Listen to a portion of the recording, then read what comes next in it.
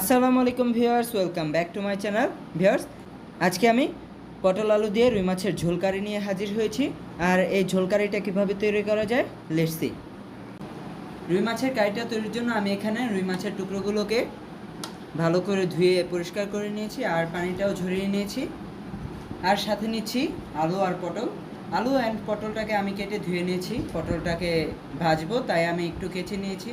আর যে পটলগুলো একটু বেশি বড় সেগুলোকে আমি 4 টুকরো করেছি। এখন চলে যাব ভাজতে। ভিউয়ার্স, এখন আমি মাছগুলোকে মেখে নেব, তাই দিয়ে দিচ্ছি হলুদ, লবণ ও মরিচ।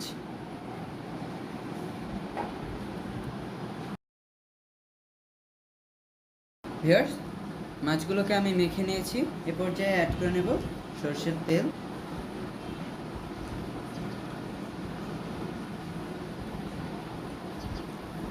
এখন এগুলোকে আবার ভালো করে মেখে নেব। ভিউয়ার্স, আমি পটল আলুগুলো হলুদ লবণ দিয়ে মেখে নিয়েছি। এখন আমি মাছগুলোকে ভেজে নিয়েছি আর এখন আমি মাছগুলোকে উঠিয়ে নেব। ভিউয়ার্স, একইভাবে আমি পটল আলুগুলো ভেজে নিয়েছি। এখন আমি চুলায় একটি প্যান বসিয়ে গরম করে নিয়েছি। দিয়ে দেব তেল। এখন দিয়ে দেব পেঁয়াজ কুচি। পেঁয়াজটা ভেজে নেব। ভিউয়ার্স, এখন দিয়ে দেব আদা রসুনের পেস্ট 2 চামচ। এটাকেও আমি একটু ভেজে নেব। দিব হলুদ গুঁড়া, মরিচ গুঁড়া, ধনিয়া গুঁড়া ও জিরা গুঁড়া। এখন দিয়ে দেব সামান্য পানি। এখন দিয়ে দেব স্বাদ অনুযায়ী লবণ।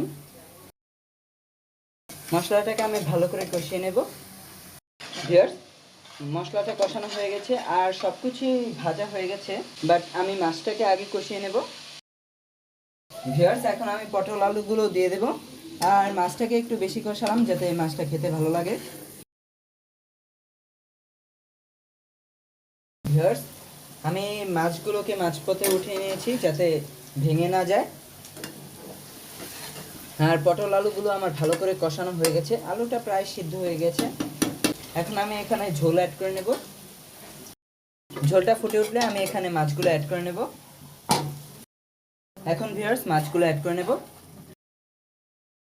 ভিউয়ার্স, লাস্ট পর্যায়ে আমি আর একটু জিরা অ্যাড করে দেব।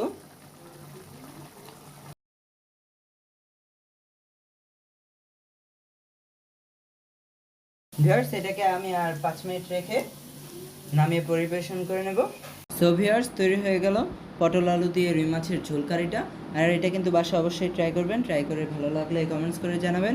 ভিডিওটা বেশি বেশি করে শেয়ার করবেন। সবাই ভালো থাকবেন। আল্লাহ হাফেজ।